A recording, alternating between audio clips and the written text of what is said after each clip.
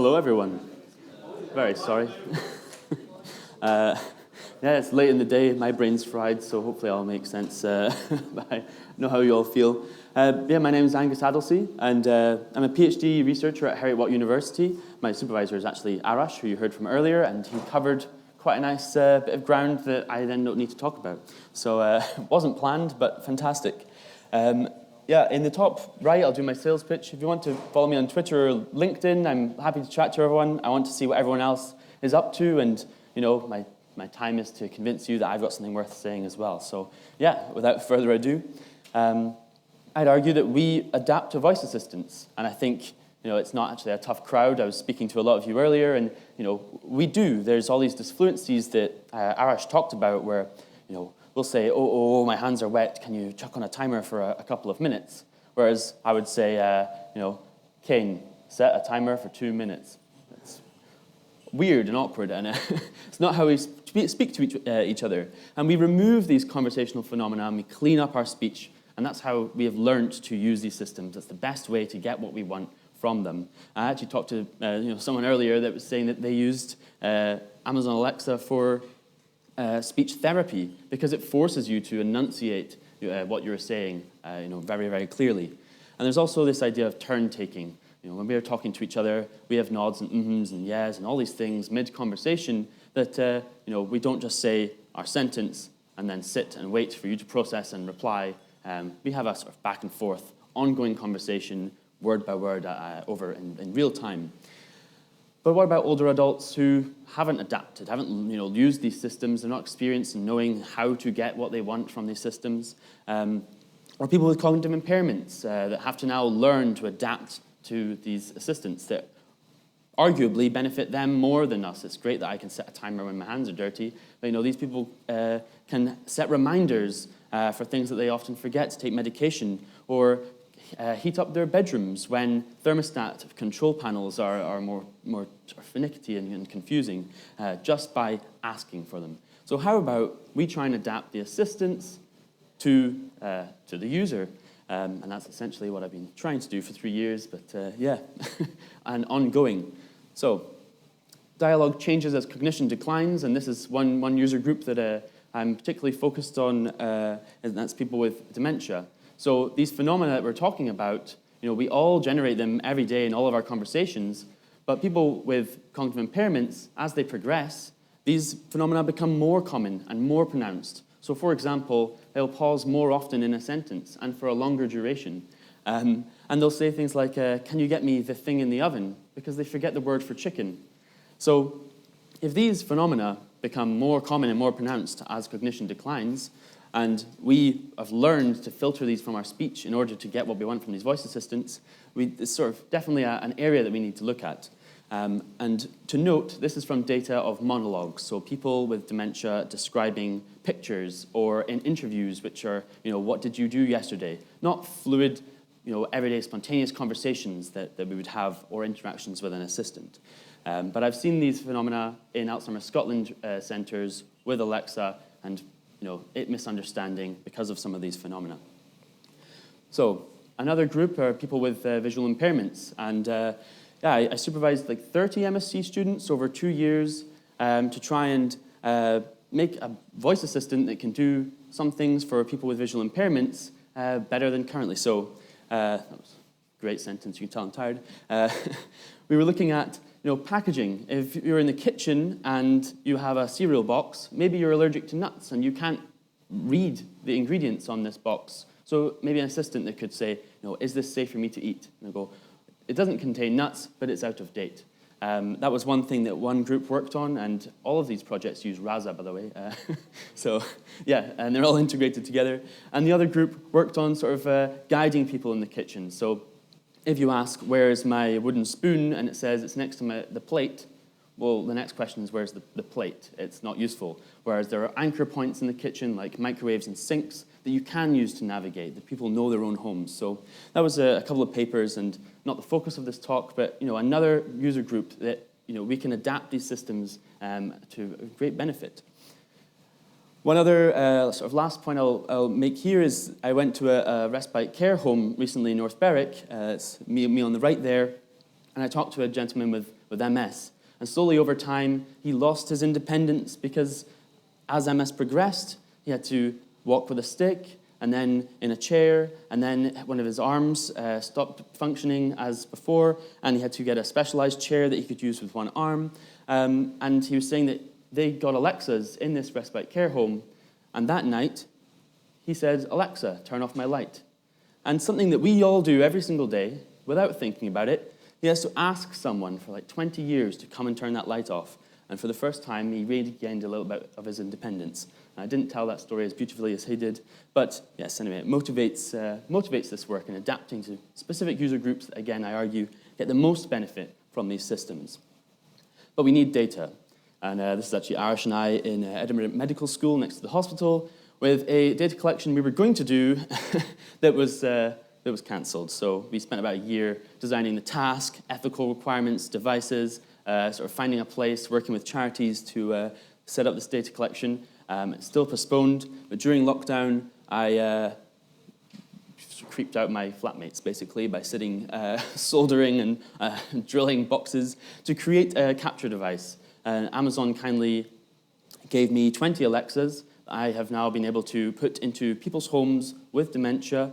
Along with this device that's separate, it also activates on the wake word Alexa, and it captures these interactions. And from this data, I'll be able to find out when there's misunderstanding, what phenomena in their speech causes that misunderstanding. How should we prioritize these adaptations? And this is ongoing. They're currently in people's homes, and I've got some of them back. It's very exciting. One note about this device, it also took ages because a device that records and live encrypts so that someone can't come and take these boxes or this box if it was lost. People can't access recordings of someone in their own home. Doesn't really exist, so I'm hoping that, basically publish this so other people could maybe use this in their domains. So I've heard from healthcare domains, mental health domains, where people are talking about things that are very personal, and if that got lost and someone else heard that and had identifiable information, that would be very problematic. So that's something I'm hoping to do. But we expect to find, frequent long pauses, as I mentioned earlier. So can you turn up the, and forgetting this noun phrase. Repetition, sort of, I want to, it's much more common. And self-correction, and again, these anaphoric expressions like the thing in the oven. We expect to find these, but there are going to be things that we find out because this data does not exist. And so tying into sort of my other side of the PhD of doing something about this, without the data, thanks to COVID, we've sort of looked at the research currently. And I believe that the next generation of conversational AI systems needs to be incremental. That is removing this turn-by-turn sort of interaction that's not natural. It's not how we talk to each other. And as Arish talked about, processing things word by word.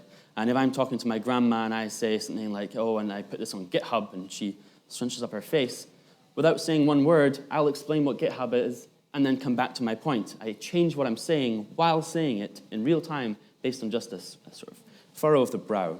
So that's something that makes things more natural to interact with. Reason incrementally, I'm going to maybe talk about this in the future work section, but essentially going beyond what is just said. If these phenomena happen, there's a ha and also a brow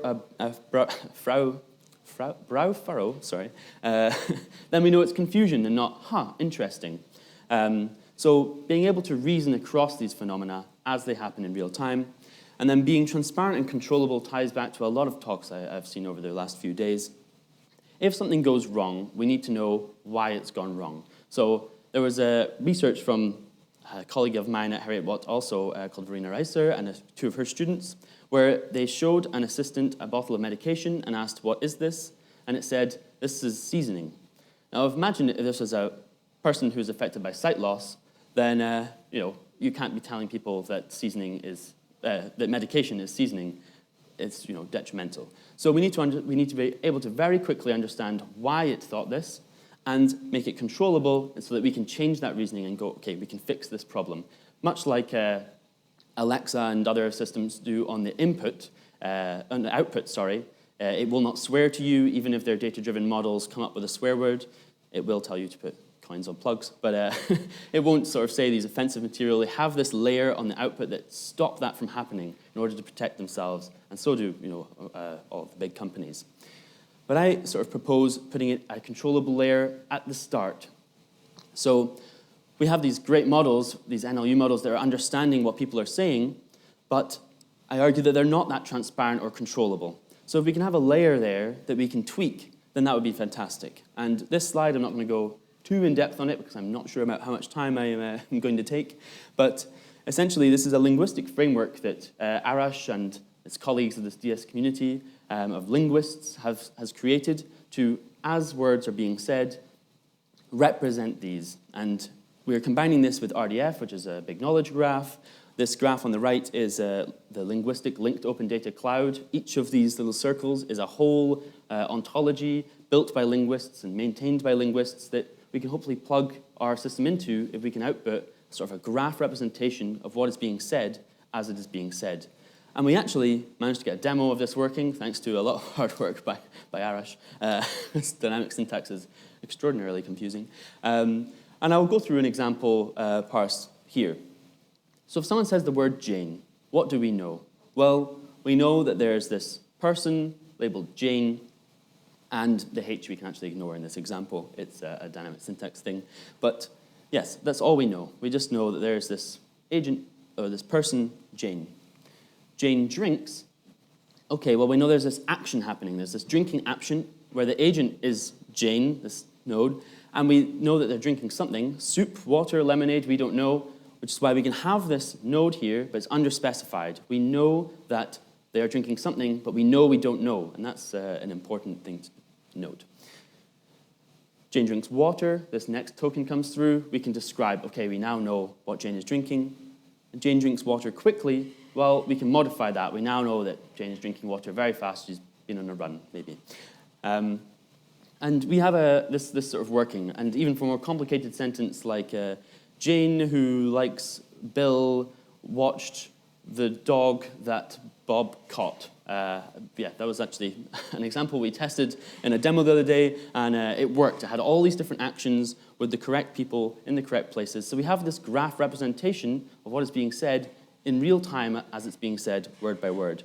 It doesn't cover many words at the moment, but that's what's next. So we want to extend our lexicon. We want to be able to cover more words. We want to use data to try and basically bootstrap this lexicon to be wider coverage.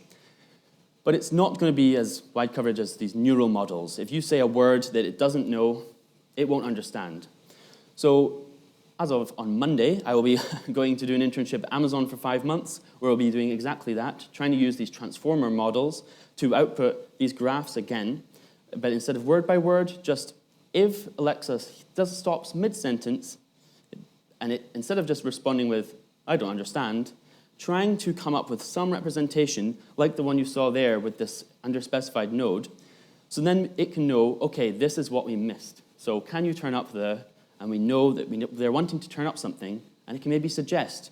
And that's how humans do it. Again, I haven't analyzed the data enough to release a paper and prove this, but in Alzheimer's Scotland resource centres where they have Alexas, that is what we see. We see them pausing before the last word because they've forgotten this word. I do this, again, all the time with music.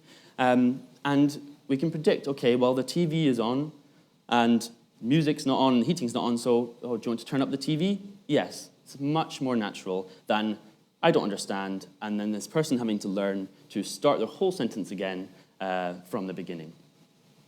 Then, with this neural approach and this data-driven approach, we're hoping to compare the two on this data we're collecting or data sets that exist right now, and we're going to find that these neural models are going to cover a wider range. They're not going to break as easily, but they're very likely to, it's what's called hallucinate.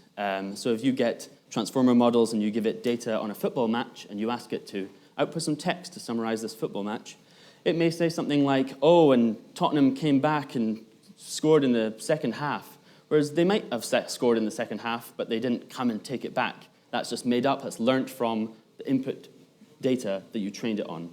So it's sort of making things up. And obviously in the mental health domain, driving, I think there's a lot of people working on conversational AI for driving. It's also another one where you might not want to make things up. It's a lot more of a cause for concern. And then maybe a linguistic approach where you've had a lexicon that covers a specific domain would be more suitable, because then, you're not going to make things up, essentially. But we'll find out in the evaluation. And I had another point that came to my head. But then I've got a research position after this Amazon internship, thankfully. And what we're going to do is add in this visual side of things. So if someone says, Jane drinks that, there's a pointing action. I can represent what's happening in another graph. And because it's an RDF, there's these incremental reasoning engines that I have a lot of experience with. And you can do, Jane likes, or Jane drank soup. And that's what we're hoping to do with that. So trying to reason across modalities in real time as it's happening, and comparing these two different approaches to see, which one's best for which use case. I think that's essentially all I was going to say. But this transparent and controllable layer will allow us to tweak our system's understanding based upon the data we collect and reasoning across modalities in real time, and ultimately adapting the voice assistant to the user. And that's what I forgot to say. Both of these systems output this graph representation. So even though we're using a transformer, we have this layer where we have some representation of the understanding that we can then tweak this reasoning of. So from this data we're collecting, we find that a particular speech phenomena is very important and causes a lot of misunderstandings.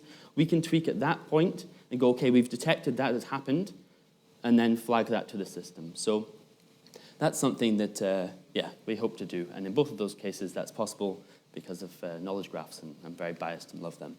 So thank you very much. And I actually feel like I was on time. I thought I was going to go over.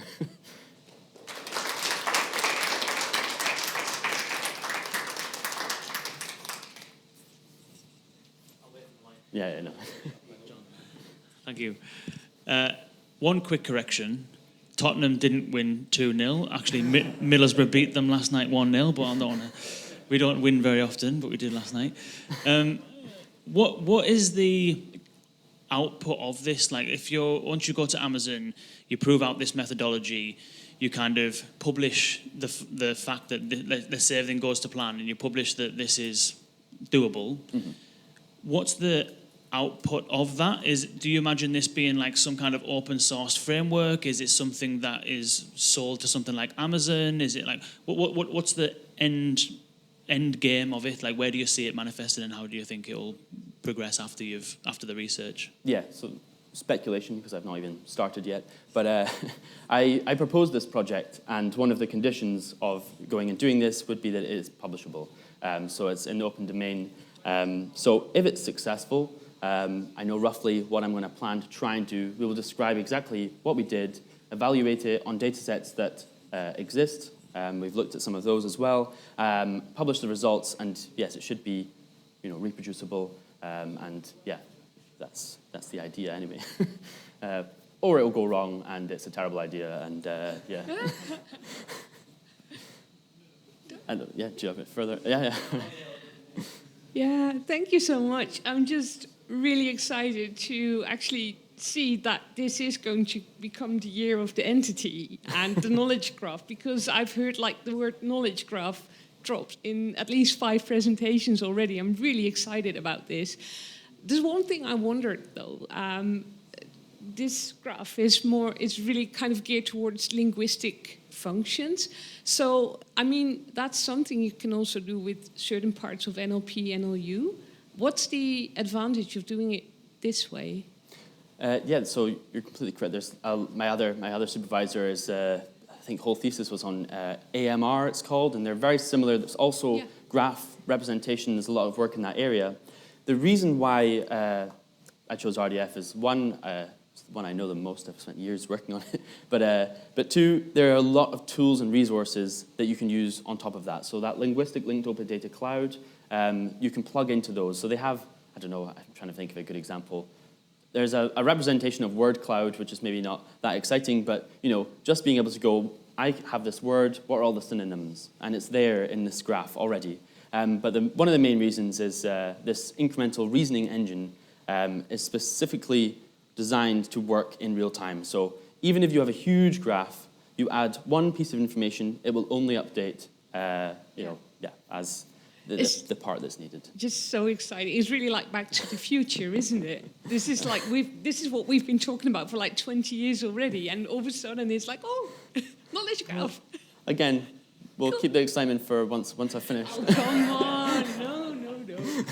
Keep dreaming, huh? Thank you. I'm out of time. Thank you very much, everyone.